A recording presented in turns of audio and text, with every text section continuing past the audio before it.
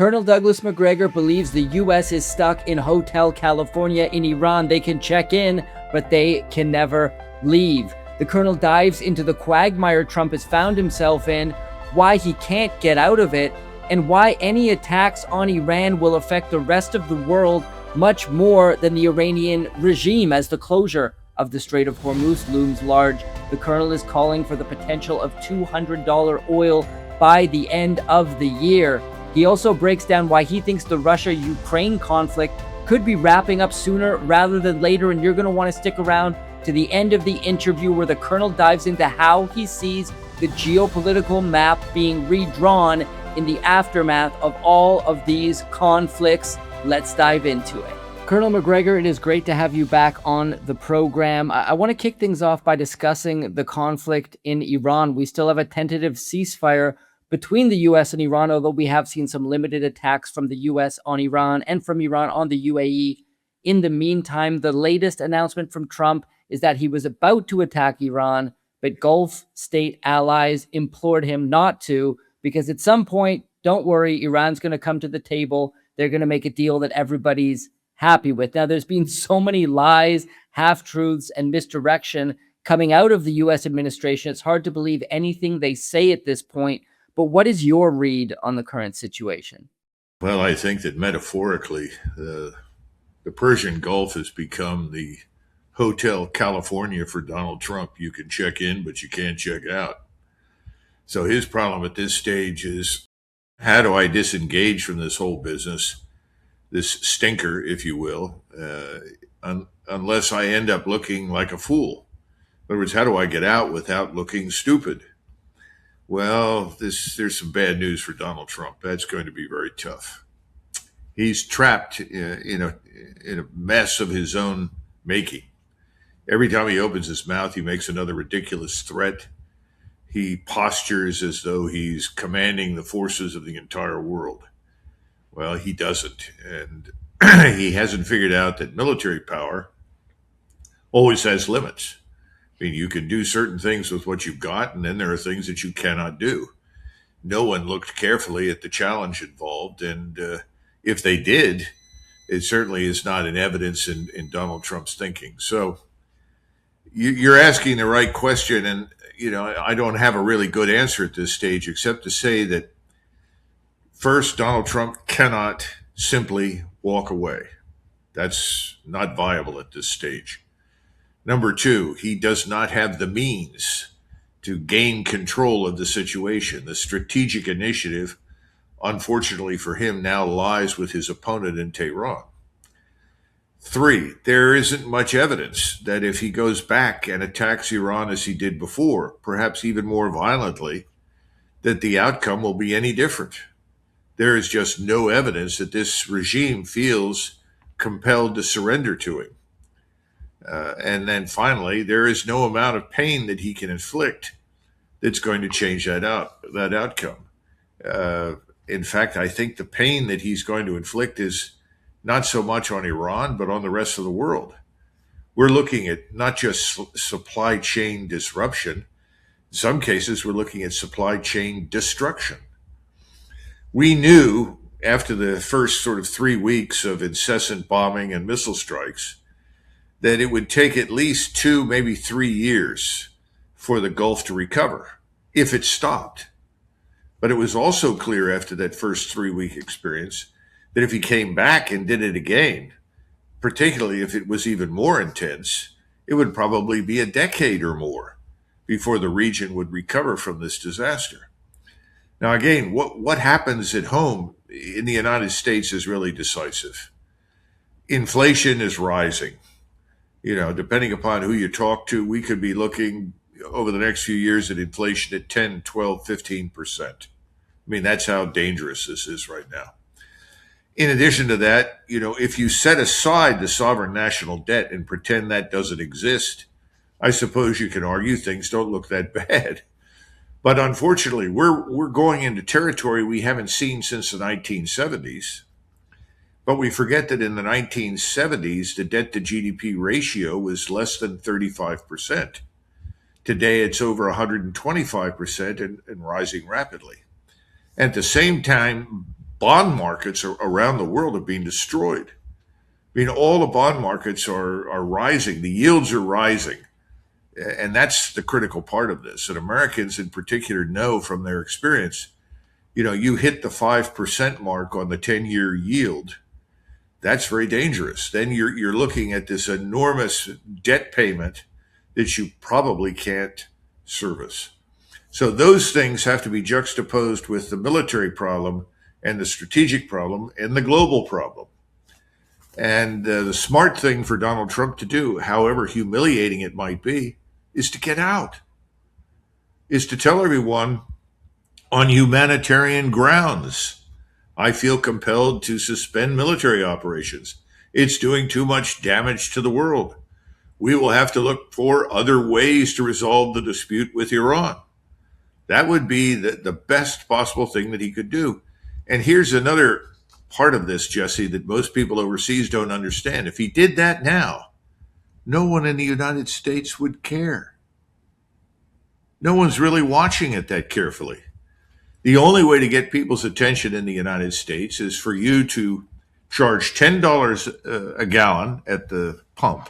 All right. It's down at about 5 right now. So it's got to go to 10. And then you've got to kill 500 or 1,000 of us in a day. So why even run that risk if you're president of the United States? Why not get out? Why not do what I described? Well, he can't. It's incomprehensible to him. And that's our biggest problem. So that's why I say he's in the Hotel California, only we call it the Persian Gulf, and he can't get out. You wrote recently on X, looks like the next phase of the Iran war may be imminent, especially after a stale China summit failed to produce any progress. Now, should the US and Israel go back to a full-on attack on Iran, how do you expect Iran to retaliate? Will it be more attacks on US allies in the Gulf, more attacks on Israel? How would they respond, in your opinion? I think the Iranians will throw everything they've got, including the kitchen sink, at Israel, at us, at our friends in the Persian Gulf, if you want to call them that, the west coast of the Persian Gulf. I think they'll do everything in their power to attack our capital ships. Now, we know that in this interim period, a couple of things have occurred. One is the CIA let it slip to the New York Times that, contrary to what President Trump has been telling everyone, more than 90% of Iran's military capability in terms of its missile launching capability, its unmanned systems, and its ISR strike capability, that is, the linkages from satellites in space to the weapon systems, providing instantaneous targeting data. Those things are intact. They were not destroyed. Iran is not running out of missiles. Iran is not running out of launchers, quite the contrary. So they were at 90% when the first war ended, the first phase of the war ended. They were not at 40% or 30%. They were not on their last legs. In the meantime, they have received substantial assistance from the Russians with regard to radar technology and from the Chinese in terms of new cruise missiles and ballistic missiles. Specifically, the cruise missiles the Chinese have provided to them. And you can look up the terminology. I'm not going to waste people's time on that because nobody knows the nomenclature. But what they should understand is that you've got cruise missiles that are practically hypersonic or close to it. They fly out to 300 to 400 kilometers, and they are designed to sink ships at sea. They are then located in caves underground along the coastline of southern Iran. They are designed to sink U.S. Navy combatants. They are there. They are manned not necessarily exclusively by Iranians. There are Chinese technicians and assistants on the ground with them. There are Russian technicians on the ground with them. And it's kind of entertaining in Washington, D.C., because people will say, how could those Russians and Chinese do that? That's terrible. Well, what the hell do you think we've been doing to the Russians in Ukraine? Are you that stupid? Of course they're doing that. I'm surprised they haven't done worse. So I think what we have to understand right now is that we're headed into uncharted territory. We don't know what's going to happen. Somebody said to me, well, Hajj begins on 24 May. Can he delay, the attack until after that? I said, well, I suppose so, but the Hajj consists of about 10 or 11 days of activity. So you're talking about starting nothing until you're well into June. By that time, I would say the temperature aboard ship in the Persian Gulf is probably around 140 degrees Fahrenheit and above. Not a nice place to be that time of year. And if you have people stuck on these ships for that length of time, they're going to be quite miserable. So what can you do? I don't know. And then, of course, there's the issue of airspace. The Saudis apparently expressed some concern that they didn't want us in their airspace this time around. They did not want to be involved. I don't know if that will remain the case. That's another question, because if you can't refuel and if you can't station refuelers somewhere in the Arabian Peninsula, frankly, you're not going to be able to launch and sustain your air campaign, because your fighter aircraft go out, their range is about 300 miles. Then they have to refuel or they don't come back. And you're talking about refueling on the way out. They fight, they come back, they refuel, and then they go home. So you've got 2 refuels for every set of jets that are carrying missiles, Tomahawks, JASSMs, all these different kinds of missiles. They go up to the edge of the airspace, launch these, and then come out again. Again, everybody failed to realize Iran is the size of Western Europe. It's surrounded by enormous mountains that compare favorably with the Rockies on the north, east, and west side. And then you have these impassable deserts down south. What I'm trying to say is this is not an easy nut to crack. And I think we have now committed virtually everything we can think of that has a chance of reaching Iran in the hopes that we can do it. But even under the best of circumstances, I'm sure the military leadership has said may not get very far with this. So what does he do? He does it because he has no choice. He has nowhere else to go. He's got to pull out all the stops.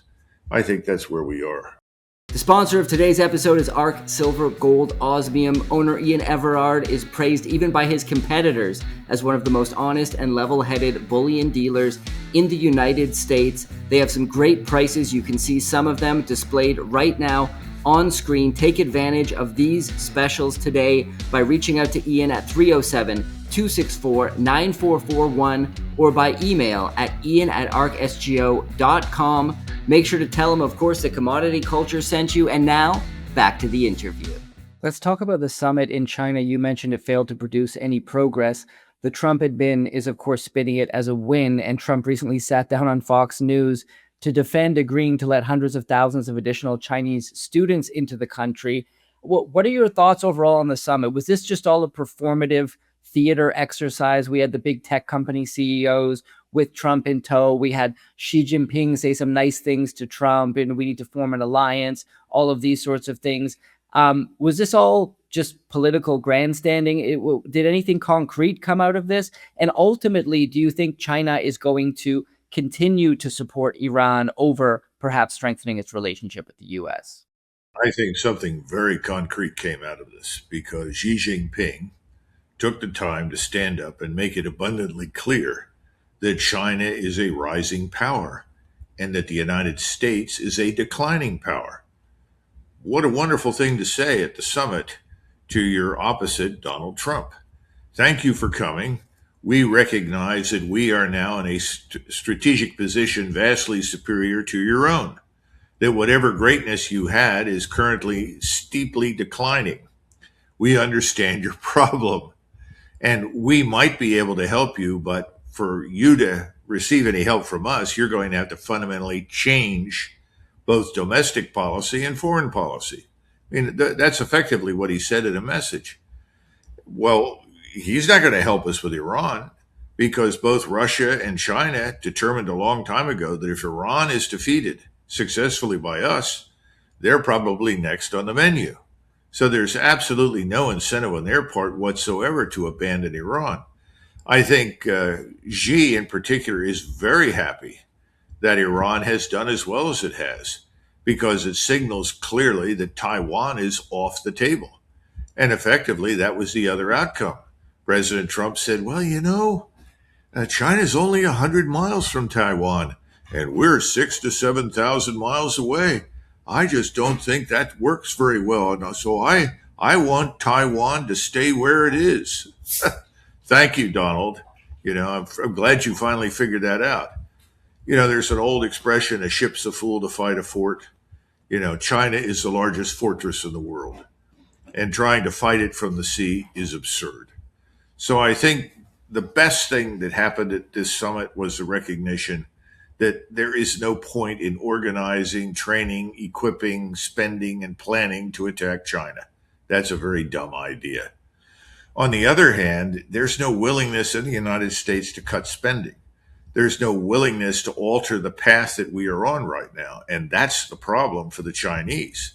If you go to the Chinese and say, well, we want to cooperate with you, we've changed our minds, well, we'd like to stay the reserve currency after all, and we need your cooperation. We have a debt problem, as you well know. We would like to cooperate on that. To do that, you have to change the way you do business in the United States. There's no evidence that we're willing to do that. And as for these alleged deals that were supposedly made, I can't confirm any of them. It looked to me as though the usual class of the sort of members of the so-called Epstein class that flew over there with him got back on without much to show for the effort. So I don't know what we extracted from it in terms of benefit, but from the Chinese standpoint, they saw us off as the loser. They were polite about it, but that was the real message. We're the big men on the block, not you. You need us. We don't necessarily need you. And of course, to add insult to injury, Vladimir Putin flies in a couple of days later and is now sitting over in Beijing, basking in the sunlight along with his friend Xi. And it makes sense. People say, well, this is wrong. Why the Chinese and Russians, they don't trust each other. Look, this has nothing to do with trust. It has everything to do with need and necessity. There's a symbiotic relationship there between Russia and China. Russia has all the resources, minerals, oil, gas that you can imagine available for Chinese use. China has the largest manufacturing base in the world. The Russians need that manufacturing base to keep up with the West, to keep up with the rest of the world. And China needs Russia in Central Asia. Russia and China both have an interest in keeping Central Asia stable, prosperous, and peaceful. Because, a few years ago, there was this individual, his name was Genghis Khan, and he tended to break the furniture and ruin everything between Russia and China. They don't want to go through that. But the Chinese are much less popular in Central Asia than the Russians. The leaders in Central Asia look at Vladimir Putin as almost an insurance policy against bad things happening in their country, because they are as interested in crushing and destroying Islamist radicalism and ISIS and Al-Qaeda and everything else as we are. So the Russians can help them with that, and they know they can always turn to the Russians for that. Chinese aren't very comfortable with those sort of things. They don't do those things well. China is not a natural military power. It can build military power because it's rich and profitable, but it is not by nature a martial power. It has no need of more territory. It doesn't need any more people. So China is very different from what we in the West imagine. We keep trying to transform China into some sort of imperial Japanese state. It's not. Never has been, never will be. So I think what we're seeing is that the United States increasingly is going to have to defend itself. And that means it's going to have to focus in the Western Hemisphere, and it's going to have to look at what happens here in North America. And what I was trying to say at the beginning is the Chinese are not fools. They see all the problems that we were talking about at the beginning inside American society. The lack of cohesion, the potential for unrest, the supply chain problems that we've got now. All of those things are the proverbial chickens coming home to roost. The Chinese know that. We are going to have to turn away from these things overseas and look inside our country. And it's not just Donald Trump. It's kind of interesting because I was listening to Congressman Adam Smith. He's from Washington State, right up there on the border with you. And he was talking about Islamist terrorists in places like Somalia and the Congo and Nigeria and so forth, and that we're attacking, and we have to be concerned about this. Let me tell you something. When things get unraveled here in the United States, when we have unrest in our cities, when people can't buy the things that they need, when gasoline is $10 a gallon, I mean, we just go down the list of all the things that could happen. Nobody gives a damn what happens in Central Africa or anywhere else in Africa. And right now, it doesn't matter to us. This is something people in Washington don't understand. They really think that things around the rest of the world matter, not to us. And that's Donald Trump's biggest problem right now with the Persian Gulf. 64% of people polled are opposed to the war in the Gulf. Well, if we go back to 1914, higher numbers than that were opposed to involving ourselves in the war in Europe. In 1914, 1917, the same thing was true in 1938, 39, 40, 41, 42. If the Japanese had not attacked us, there was no support for intervening in Europe. Americans are focused on what happens here, period. And these politicians don't get it, but they're going to get an education when things fall apart economically here. Well, speaking about things potentially falling apart economically, the Strait of Hormuz remains closed to most vessels, and the pressure mounting on global energy markets continues as we've seen WTI crude surge to over $100 a barrel and stay pretty consistently at that triple-digit level. Assuming things don't get resolved soon, how bad could things get for the global economy? $200 a barrel before the end of the year. And the world is not going to punish or penalize Iran for that. They're going to look at us because today it was announced that 26 ships, these are tankers, left the Persian Gulf, flowed right through and out into the open ocean. They paid the toll, they were escorted, they got out safely. We're going to see more of that. And Iran is managing it. That makes us very unhappy. We don't want to sign an agreement that would give them control over that. But I remind everybody that after World War I, that's exactly what the British did with the Turks. The Turks control the Dardanelles, not the British, not the French. There was a convention, everybody met, the rules were established, and it was acknowledged that Turkey, since it controls most of the terrain around the Dardanelles, should run the Dardanelles, manage it.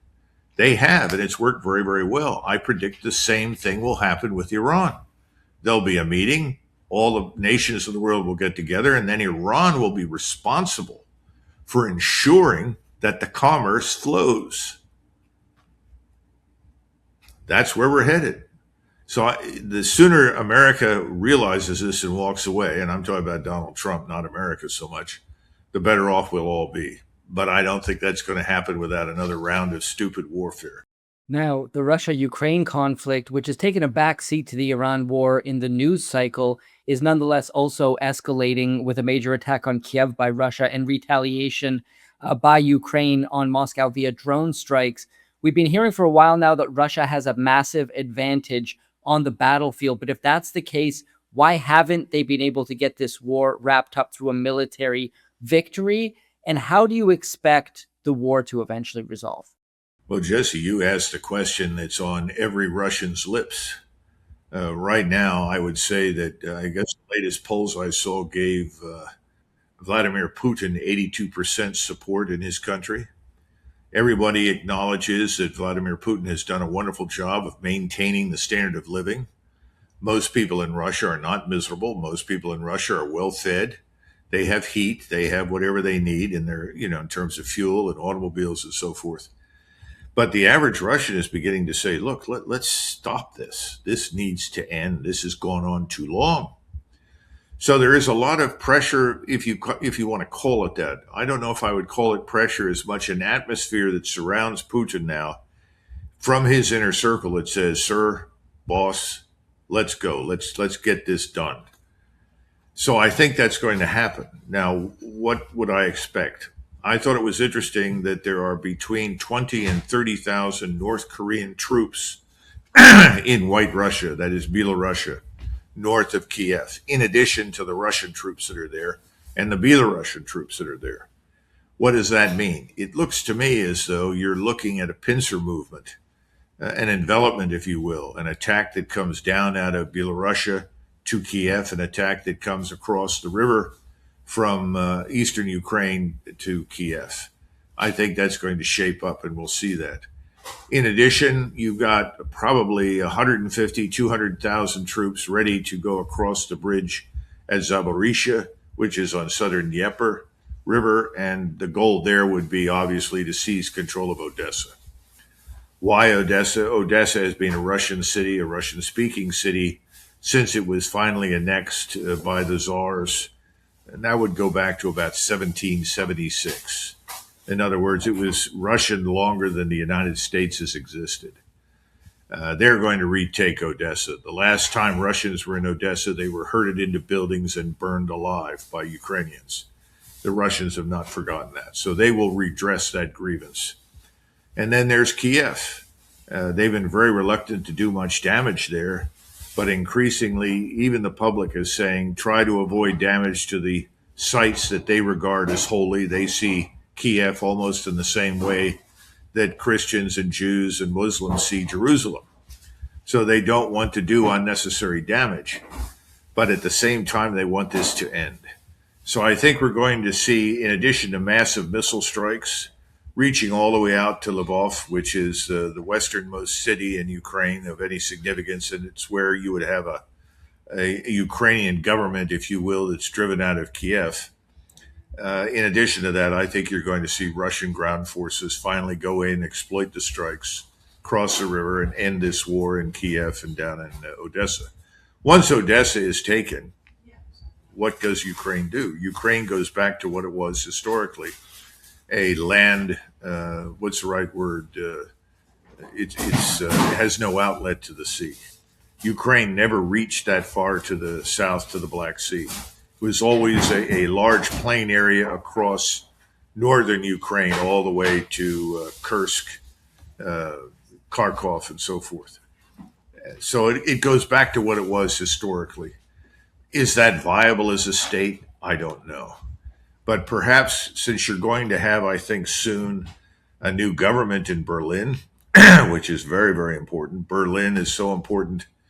Let's put it this way. Without Germany, the EU is completely meaningless economically and financially.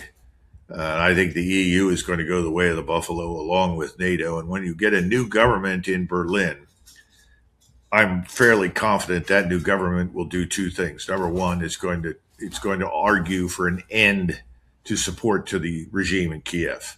They figured out that 50+% of everything that's ever gone into Kiev has been stolen.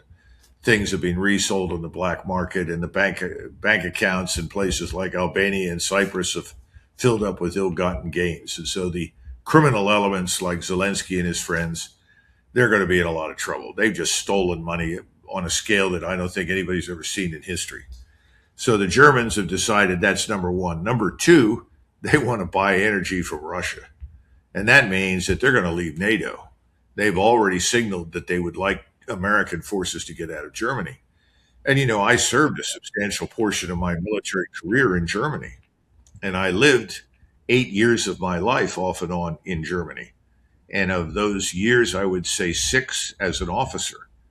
So the point is, yes, Germany is a wonderful country. We did many good things while we were there, but we should have gotten out a long time ago. Germany has to become a sovereign state. We don't seem to understand these things. We've got the same problem in South Korea. If we don't get out of the peninsula, we don't leave it, South Korea is not a sovereign state and is not recognized as one. It's seen as a sort of military colony of the United States. And that's really what Germany has been turned into. So I think we're going to see tremendous change in these two places. And Americans are finally going to withdraw. It would have been good if we'd had someone with the vision to understand the importance of getting out voluntarily. But unfortunately, I think we're going to end up leaving under ugly circumstances. But the point is that's coming. So the war in Ukraine is going to end. There will be no great war between Europe and Russia. And I don't think, as much as the Russians would like to, that they will launch against the various factories that have been producing components for these long-range drones and missiles. That's something they can do. They know where they're produced. They can hit them in the middle of the night, which means that fewer people will be killed. but they can destroy all of them. Now, one of them that was providing very important components was in the Czech Republic. That mysteriously burned down in the middle of the night. That's a preferable solution, in my judgment, to using missiles. But Putin has been very methodical, very deliberate, and very patient. Three things that historically Russians are not. And so the Russians are frustrated, but he's gotten most of what they need, but now he needs to do what I described. And he's got the forces to do it. He is not missing anything. We have actually created the Russian military that we said we had to fight to defeat. I mean, stop and think about that. Russia back in 2022 was nothing. They built a force that was designed to defend its borders, and that was it. Now they have a force that if they wanted to unleash it in offensive operations, could probably roll right through Poland into Germany. And that's something that, hotheads in Moscow mentioned from time to time would like to do, but that's a dumb idea. Putin wants to do business with the Germans and with the Europeans. He doesn't want to go to war with anybody. All of that's nonsense. But this is the sort of thing we hear in the United States all the time, and that's what's gotten us into trouble in Iran. No one understands what Iran really is, and nobody accepts the fact or even understands really that 47 years have changed Iran. Iran is not what it was 47 years ago. Thank God. Ultimately, I'd like to continue on that thread of how you see things changing up ahead and how you expect geopolitical lines to be redrawn after all of these conflicts resolve. Is China set to become the next global superpower in your view? What role will Russia play? Where will Israel end up? And what are the signs that people should be watching when it comes to the realignment of world powers in what looks to be a multipolar future? Well, it's definitely multipolar, which is something we don't like. We are no longer going to be the center of the universe, which is the way we like to see ourselves. We're going to end up, I think, a lot like the British Empire after World War II. The good news is we're not going to lose our territory because we're not a territorial empire. We're just going to abandon or evacuate these military colonies all across the globe that we don't really need anymore because, again, the nature of military power and technology has changed. Putting something forward far from home simply means that in the opening minutes of a conflict or crisis, you'll lose it. It'll be destroyed. So those days are over. The United States is going to turn inward and deal with a whole range of problems that we have ignored for a long time. It's not going to be easy. It's going to be a tough time. Are we going to come out of it? Of course we will. Are we going to break up into multiple countries? I don't think so. In other words, what we're going to experience is a cycle. Americans always see things as linear. Everything goes up, up, up. That's not true. In fact, things go up and they go down. We are going to slow down. We're going into a different cycle in the history of our country, but we're not finished. Now, China for probably at least 2,500 to 3,000 years was always the workshop of the world. This is what people lose sight of. If you go back to the early 1930s, late 20s, Shanghai was the financial center of Asia.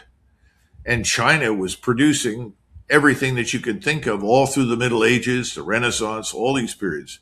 What changed was 1492 and the discovery of the New World. And so that suddenly shifted attention to the new sources of wealth that existed in the New World.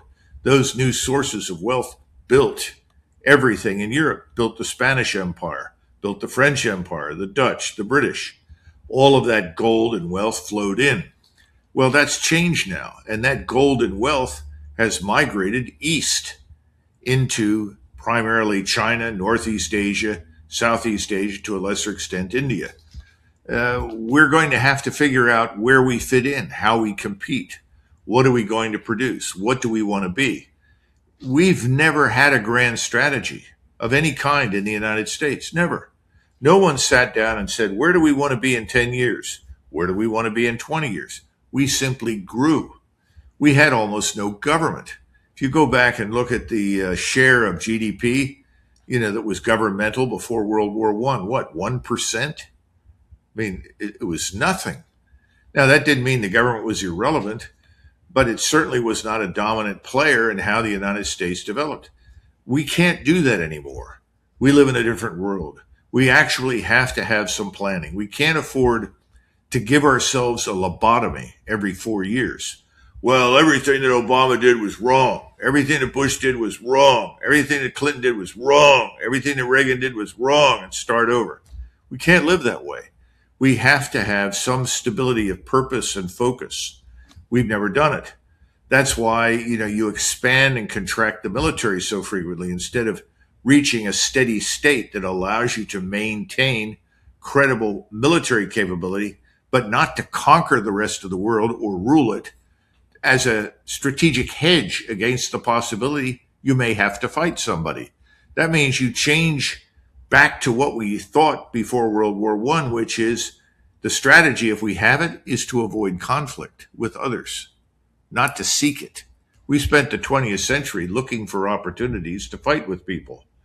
That has to stop. I think it will. Now, China, on the other hand, has no interest in going to war with anybody, so they're entirely focused on all the new technologies they can find, the new opportunities to expand, to become richer, because they know they can become the world's banker. And this is something that we don't appreciate. People are now beginning to say, well, I don't think I really want to put my wealth into the United States. Look what they've done to people. They've kept all that money from Iran. They've kept all the billions of rubles that are Russian. So I put my money in there, and then suddenly the United States government decides they don't like me, and they won't let me have my money. Well, where do I put my money? China? And admittedly, in my lifetime, I never thought that would occur. I thought we would maintain this sort of credible position of someone that could always be trusted to maintain your wealth and access and so forth. I think all these giant, what's the right word for them? Private credit organizations are in a lot of trouble. BlackRock, KKR, they're all going to implode. We're losing cheap energy. When you lose cheap energy, that's the end of cheap credit. I mean, all these things are leaked. So we're going to be out of the game in terms of competing for the number one or number two positions. That competition is going to shift elsewhere. And so, yes, I think China is probably the largest economy in the world now. It's just a matter of how do you want to measure it. If you measure it by buying power, China's way ahead, way ahead. So that's just a fact of life. And what we've got to do is figure out, as I said, where we fit in. Now, I think Japan will recover. It's going to go through some tough times, as we are. But Japan has enormous advantages. China's advantage is they have a large homogeneous population. Japan's advantage is a large homogeneous population. Until 1965, we had a largely homogeneous population. When our forces landed at Normandy with the British and Canadian forces and others, they all spoke English. They were all essentially the same. They could cooperate and work together. We've gone through this sort of very destructive period where we said, oh, no, let's open the gates. Let everyone who wants to come, anybody can come in. Anybody can be this, can be an American, can be a Canadian, can be whatever. I think we're discovering that hasn't worked very well. We're going to have to deal with that. But right now, if you're sitting in China, you've got the advantage in that respect. You have a very tightly organized, cohesive society. And the people there know what they want. This is something Americans don't understand. So, well, sure, they want democracy. Not really. What the Chinese want is what you have in Singapore. If you ask the Chinese, the Japanese, the Taiwanese, the Koreans, the Vietnamese, everybody sort of says, Singapore is really what we want to live in. Now, I don't know how you are, but as an American, I like Singapore, but I would be horrified to live in Singapore. That society is reprehensible to me, repugnant to me. I don't want somebody making 1,000 rules that govern everything I do every day. But we don't understand Asia. Asia is different. So Asia is now going to capitalize on being different from us. And we have ceased to be the model. We are absolutely not the model. This business of liberal democracy, I think, has been fundamentally discredited. Because the attitude in Asia is if you're a real liberal democracy, what the hell are you doing attacking Iran? Now that brings us to Israel. Israel's in a very difficult position. Israel's existence depends heavily on us. Where are we going to be? I think we're finished in the Persian Gulf. I don't see any evidence that we're going to go back in and rebuild all the facilities that we controlled there. I have serious doubts about the willingness of the people that live there to invite us to return. I think they've said, look, we thought you were here to protect us. You haven't protected us. So we have to look for protection elsewhere. The Pakistani military right now is in force in Saudi Arabia. They sent over their squadrons of fighter aircraft. They've got batteries of air defense missiles there. I think the Pakis are now going to replace us in Saudi Arabia for all intents and purposes. And I think when this ends, Saudi Arabia and the rest of the Gulf will turn their attention to their principal customer, China. And I also think they'll do business with the Russians. The real wild card is Turkey. We don't know what Turkey will do. Turkey is a great state. It has a martial history. It is a great power. It has been lolling in the corner, quietly taking naps since 1925. I think the nap is over. And I think there is a certain appetite for the restoration of Ottoman control over various areas. I think that will happen. Israel is in path of that. But we have already expended so much in terms of resources and money on trying to help Israel establish itself as something it cannot be in the region, a hegemonic power. I don't think we're going to have an appetite for war with the Turks. So I think when this ends, whenever it ends with Iran, we're out. We leave. We go home. When we go home, Israel has got a choice. It can become a normal nation, or it can go away. Tell us about the Macgregor Warrior Substack and anywhere else people can follow your work online. Oh, thank you for that. Yeah, absolutely. If you really want to be entertained, go to my Warrior Substack. It's called Macgregor Warrior Substack. I post new things every week. I've also posted lots of papers that I have written, things that I wrote for RFK Jr. back in 2025. He asked me to put together a plan to deal with what he called the warfare state. So he said, write a paper called Taming the Warfare State. I think everybody would find that of interest, but it addresses all the strategic issues and structural issues and so forth. I also have my testimony that I gave before the Senate Armed Services Committee in 2017, where I was asked about the future and what it should look like and so forth. And those kinds of testimonies turn into little circuses. So the testimony that I gave verbally was of very little interest, but what I wrote that went into the congressional record, I think people will find very interesting. And then I've written a lot of op-eds. Some of those are there, along with new ones over the last several weeks, addressing some of the questions that you've asked me. And I also am the president and CEO of the National Conversation. And I think we're going to come out of the blocks later on this summer running at high speed. And our interest is in essentially exploring the potential for a new party, because more and more Americans are becoming dissatisfied with both the Republicans and the Democrats. I think it's time for an alternative, because those the two parties, both of them, in their own ways are corrupted by so much donor money and so much external influence. They no longer represent the interests of the American people. Completely agree with you. We could do a whole other episode on the donor class and how much they control politics in the United States. Douglas, fantastic conversation. As always, thank you so much for coming on the show. Oh, thanks. Nice to see you again, Jesse. Thank you for joining us today. This episode brought to you by ARC Silver Gold, Osmium. Reach out to them today. They have some great prices on precious metals, bullion products. They are on your screen. These are subject to change. Well, supplies last. Give Ian Everard, the owner, a call at 307-264-9441 or by email at ian@arcsgo.com, and make sure to tell him that Commodity Culture sent you, and I'll see you guys in the next episode. Commodity Culture is a series on commodities and natural resources. If you would like to see more, be sure to subscribe and hit the bell notification so you're always up to date with the latest episodes.